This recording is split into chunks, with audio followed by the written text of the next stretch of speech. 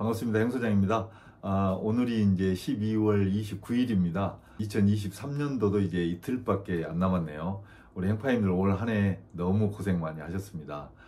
그리고 이제 부족한 영상인데도 불구하고 이렇게 늘 봐주시고 구독해주신 우리 이제 구독자님들께 너무나 이제 감사드리고, 오늘은 이제 이렇게 한 해를 보내면서 감사 인사도 좀 드릴 겸, 또 제가 이제 퇴직을 맞이한 지가 작년 12월 31일 날 퇴직했으니까 딱 1년 됐어요. 그래서 이제 1년을 보낸 지금 시점에서의 저의 그 솔직한 소회, 요것을 좀 진솔하게 좀 말씀을 드려보고 싶어서 이제 영상을 이렇게 켜게 됐습니다. 이제 퇴직을 하고 나니까 좋은 점이 몇 가지가 있어요. 첫 번째는 늦잠을 잘 수 있어서 참 좋습니다.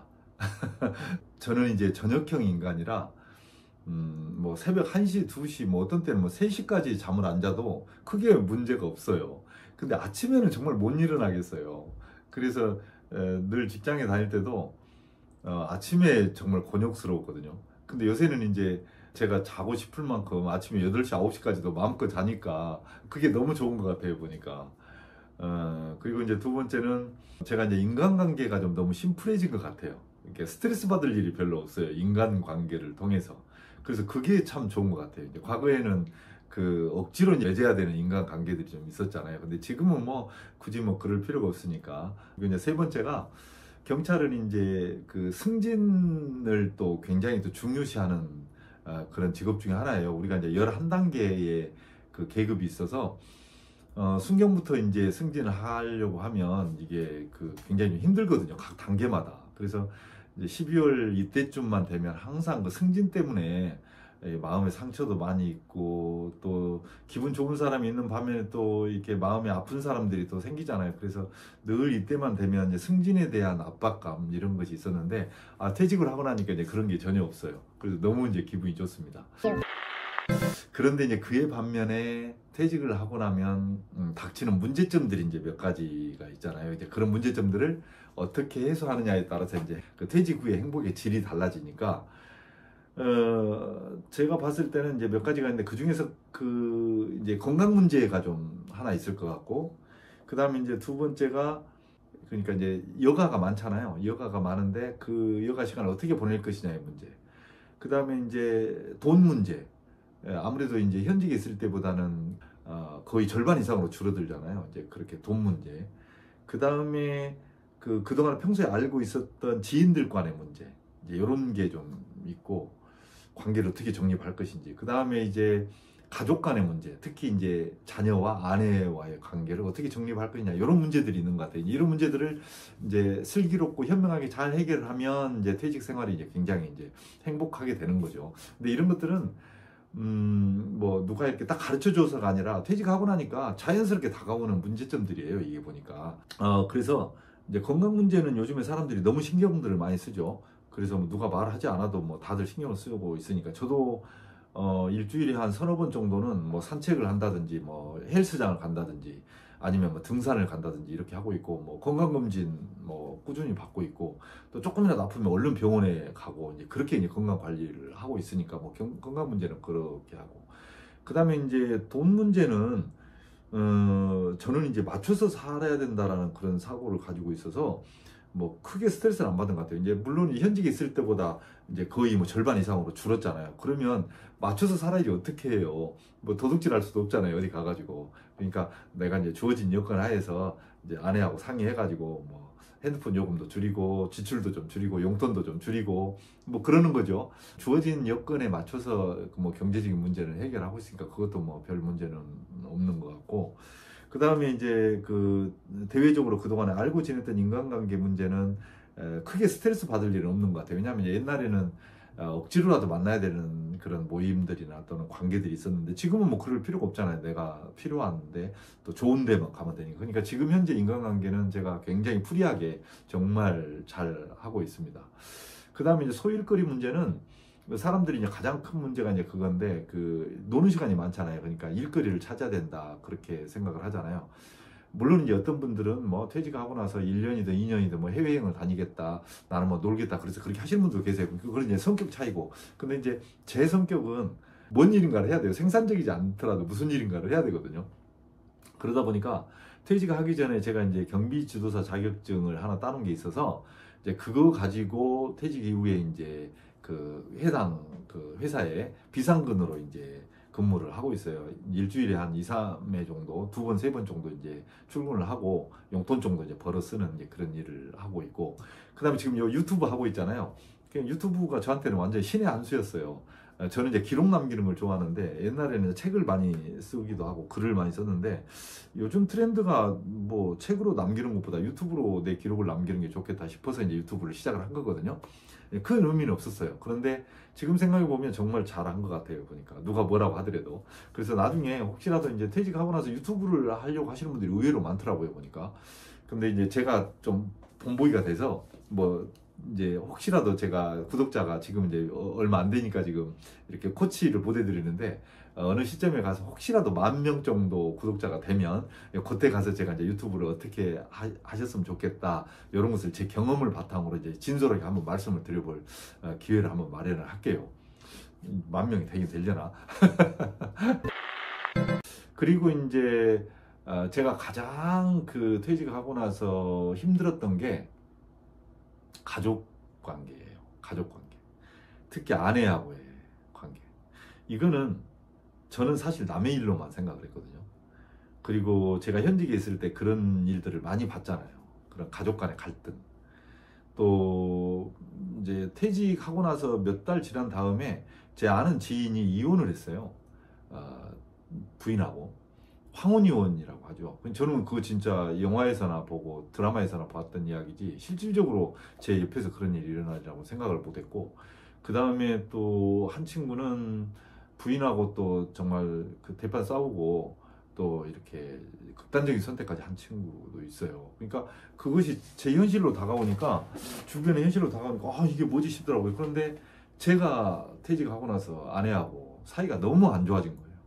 근데 이제 그 현직에 있을 때는 제가 그 경찰청에 근무하던 시간이 많아서 새벽에 출근하고 퇴근 시간이 굉장히 늦었거든요. 그러니까 아내하고 부딪힐 일이 별로 없었어요. 아내는 아내 일을 하면 하고 나는 내 일을 할 일을 하면 되고, 그러다 보니까 물론 소소한 갈등들은 있었지만 뭐 심각하게 뭐 고민을 해야 될 그런 갈등들은 없었던 것 같아요.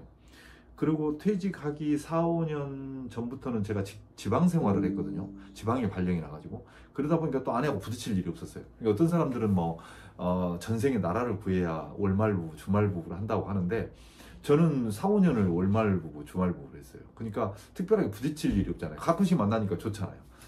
그런데 이제 어느 날 갑자기 딱 같이 이제 24시간을 같이 보내야 되잖아요.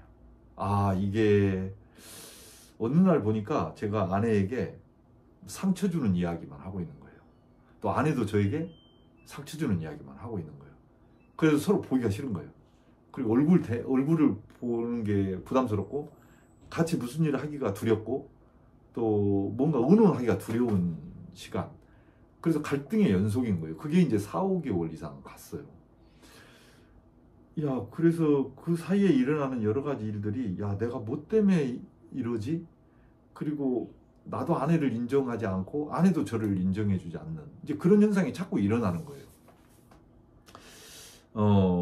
어떤 사람들은 아내하고의 갈등도 그렇고 자녀하고의 갈등도 또 심각한 사람도 많더라고요. 보니까 이제 제가 그런 현상이 돼버리고 나니까 이게 이해가 안 되는 거예요. 나는 정말 열심히 산다고 살았는데 내가 퇴직하고 이게 무슨 이런 대접을 받아야 되나, 이런 생각.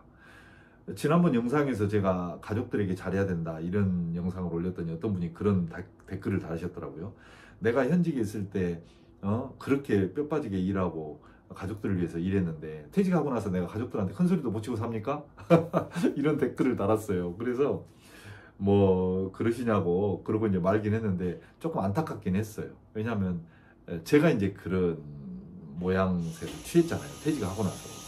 근데 시간이 지나고 나니까 내가 잘못 생각했다는 생각이 들더라고요. 그래서 제가 어느 날 커피숍으로 이제 아내를 불렀어요. 제가 잘 가는 커피숍에서, 여보, 우리 앞으로는 말을 좀 남 상처 주는 이야기는 하지 맙시다. 그리고 고마운 감사의 이야기만 합시다. 왜냐하면 내가 여기까지 온 것도, 당신이 여기까지 온 것도 사실은 나 혼자 잘해서 당신 혼자 잘해서가 아니라 서로 도움이 있었고 서로가 옆에서 지탱을 해줬기 때문에 여기까지 온 거 아니냐. 그러니 상대방에게 뭔가를 바라는 말투, 서운한 말투, 상처 주는 말투가 아니라 상대방에게 뭔가 주는 말투, 감사하는 말투, 그리고 마음에 좀 힘이 되는 이야기로 우리가 좀 말을 전환하자. 그런 의견 제시를 했더니 집사람이 흔쾌히 그렇게 하자는 거예요. 근데 그게 지난 4월, 5월까지 그런 현상이 아주 지옥 같은 그런 현상이 있었거든요. 근데 그 이후에 그렇게 생각을 싹 바꾸고 나니까 지금은 완전히 상황이 바뀌었어요. 그 아내하고 너무 죽이 잘 맞아요. 오늘 아침에도 무슨 이야기를 하면 농담도 서로 주고받기도 하고, 그 다음에 이런 거 있잖아요. 일단 생각을 바꾸니까 아내가 고맙고 이뻐 보이는 거죠. 아내도 마찬가지겠죠. 우리 같은 나이 때는 자녀들이나 아내들에게 막 지시하고 뭔가 명령하고 막 이런 게 익숙하잖아요. 이런 이야기 하면 다 욕하실 텐데 뭐 설거지를 한다, 쓰레기를 버린다, 이거 정말 제가 제 입장에서 상상을 못했거든요. 근데 지금은 그걸 하게 되더라고요. 이제 집사람이 감사하고 이쁘니까. 그 다음에 이제 또 하나는 뭐 시장에 간다 그러면 여보 내가 좀 태워다 줄까? 뭐 이렇게 하기도 하고, 친구들 모임 간다고 하면 내가 태워다 줄게 하고 서울까지 이렇게 픽업도 해주고, 뭐 이제 그런 거예요. 이제 그러니까 여러 가지 퇴직하고 문제점들이 많은데, 그런 문제점들 중에서 가장 기본 바탕이 되는 게 가족 간의 관계라고 생각하거든요. 특히 아내하고의 관계. 이 관계가 만약에 삐그러져 가지고 엉망이 되잖아요. 울퉁불퉁하잖아요. 그러면 건강도 그렇고 돈 문제도 그렇고 대외 관계도 그렇고 다 엉망이 돼버려요. 가족 관계가 좋으면 나머지 부분은 자연스럽게 대화나 이런 걸로 해결할 수가 있거든요. 근데 해결이 안 돼요. 이게 가족 관계가 흐트러져 버리면. 그래서 저는 2023년을 보내면서 가장 어려웠던 그런 밑바탕, 퇴직 이후에 삶의 질을 결정하는 밑바탕 부분에서 참 슬기롭고 현명하게 잘 넘겼다, 잘 지나갔구나, 이런 생각을 하니까 제 스스로가 조금은 대견스러워요. 우리 행파님들 세상 살면서 보통 이제 그 인생은 한 번 살잖아요. 그러다 보니까 특히 한 번 산 인생이 60대 돼가지고 좀 잘 산 인생 같으면 그것이 정답을 알아요. 그래서 아내나 자녀들에게 그걸 막 강요하고 막 이러거든요. 내가 살아보니 이게 정답이더라 이렇게. 근데 누구나 다 인생은 처음 살아보고 길은 하나만 가는 거잖아요. 그 길을 감에 있어서 정답은 없다, 이렇게 생각을 바꾸면 상대방이 이제 이뻐 보이는 것 같아요.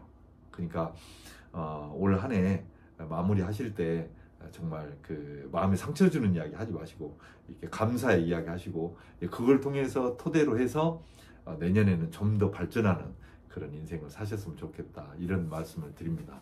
그러니까 부족한 이야기지만 이렇게 들어주시고 또 이렇게 챙겨주시고 구독까지 해주신 우리 행파님들께 진심으로 감사드립니다. 오늘은 여기까지 할게요. 감사합니다.